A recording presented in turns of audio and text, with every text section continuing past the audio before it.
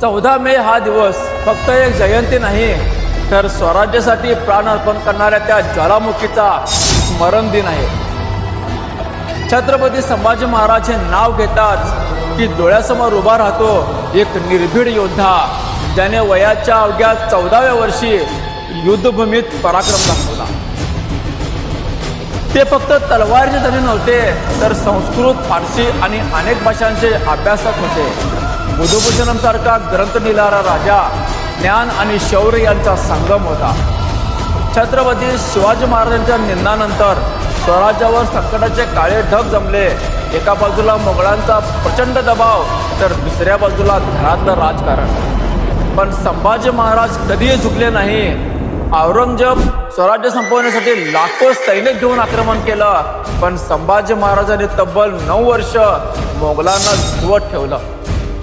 त्यांना अमानुष छळ सहन करावा लागला, धर्म बदलण्याचा दबाव आला, पण त्यांनी स्वराज्य आणि धर्माशी कधी गद्दारी केली नाही.